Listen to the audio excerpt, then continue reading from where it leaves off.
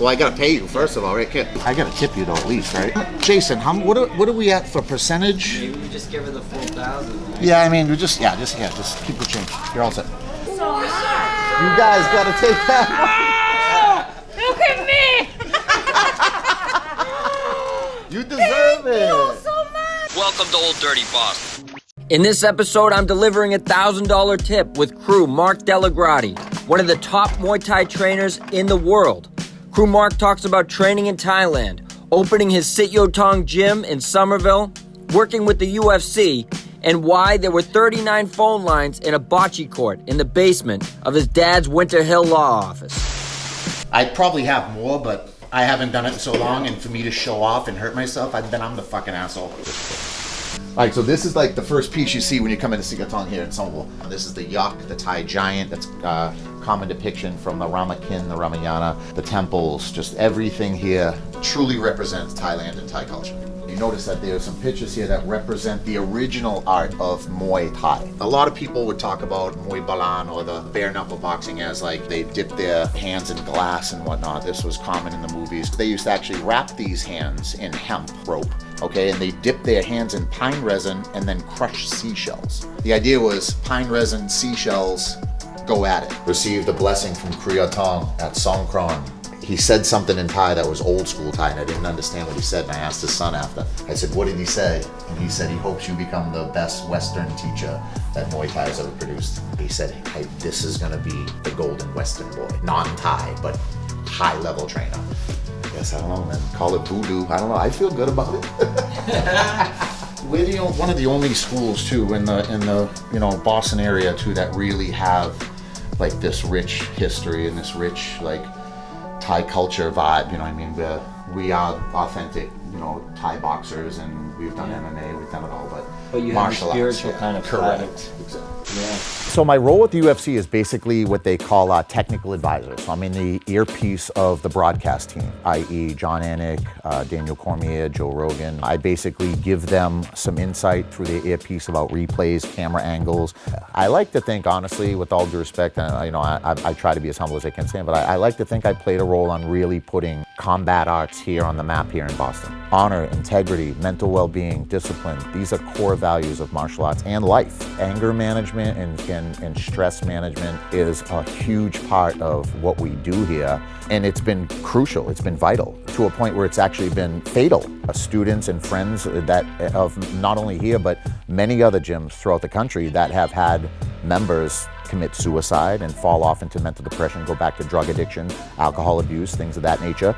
So a lot of people say it's non-essential. Define non-essential. I'm a fucking psychologist, I'm a shrink, I'm a trainer, I'm the janitor. Like I wear so many hats. It very much is like communal. It's almost like in Italy, or Sicily, we're hardcore, our family's hardcore Sicilian. It's always family, it's always communal, it's always gathering. If the Thai kids jog around the same community, the same village every day for their warm-up, the locals. The locals have kids that they can't support, or maybe the parents have drug addictions. They gotta send them to the camp. They go, hey, go jogging with those boys. Before you know it, they're staying at the camp, and Sityyodtong or his son Kru Toy is giving them rice, and now we bought them school books, and it's a completely different culture, but it's everywhere.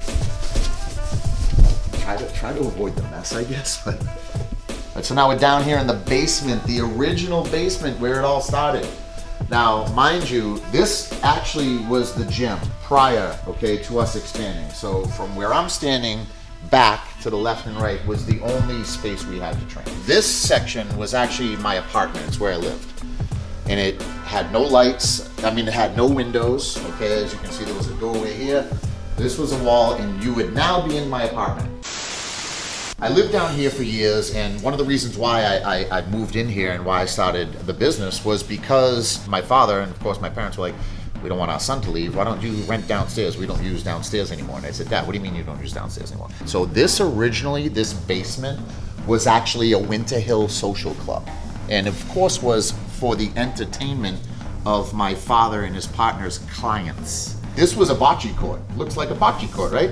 It's because this was a bocce court. We would also, if I want to open that closet, you'll see that originally when AT&T, I believe it was, came in to do the service for the phones, they said, what goes on here? And I was like, oh, my father and his partner have an office upstairs. And they said, how many of them? I said, 2. He said, two, like 2 lines? I said, I don't know, maybe they have a fax, 3. There was this like 38 phone lines here. What was here before? And I was like, I don't know. They were bookies, guys.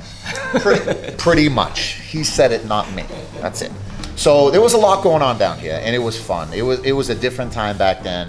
I personally miss those days. I mean, I just remember being here as a kid, and it was almost like the movies. Like, hey, Marco, come over here, Marco. Uncle Vinny's got some. He slips $100 in my pocket. I'm like, hey, Uncle Vinny, thanks. There was only one way in and one way out, and it was that door right here, because this one had a steel gate that was shut off with a padlock on it. Talk about fire hazards. So when we got the knock, the buzzer went off, and right over here was an escape route via concrete tunnel to the next property, which my uncle currently owns. And you went out to the driveway where there was a driver already ready. So this was actually a doorway, and you can see the remnants of it. And the landlord said, that goes to the next property. That's the tunnel. And they go, the tunnel? What do you mean the tunnel? Oh, the buzzer goes off. Everybody goes out this way. Door gets shut. Nobody knows where it goes. The other door's sealed. That's it. When I opened this gym, it already had that residual energy of like gangsta energy, hardcore, Italian, work ethic, just whatever. And it just kind of morphed into martial arts. How you been? This is my friend Jason. Hey. That's Coy. We're going to get some subs. Yeah. Can I get a large meatball? I'm gonna do a meatball and eggplant palm combo, but not eggplant and meatball the whole way through. This is a rite of passage. If you don't have a sub from Vinnys, you ain't cool with me, brother. Check that menu out right there. And they do it all, man. Calzones, pizza, sub, and by the way, the kitchen, so good. Well, I gotta pay you, first of all, right? Here, come here. You know what, don't, here, hold on. So you can break that. Actually, keep the change. Actually, you know what though? Jason, what are we at for percentage? Maybe we just give her the full 1,000. Yeah, I mean, just keep the. You guys do an amazing job. We're at Vinny's, the best subs in the business. Thank you so much. You guys gotta take that. Look at me. You deserve it. Thank you so much. You guys work so hard. You guys work so hard. That's exciting. We do this because we appreciate the local community and the business and the service that you guys provide. You guys are angels, especially through this tough time. You guys are still here every day, grinding, making the subs, keeping the community happy. Wow, We're happy. Look at We're my happy. face.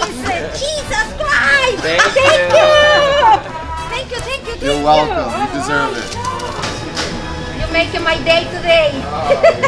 I love it with the cheese in her hand too. Is that provolone? I want to say a big thank you to Sam Adams for providing today's tip and supporting the Wicked Tipper. I also want to thank Mark and Marie Dellagrotte for welcoming us into the Sityyodtong gym. Boy,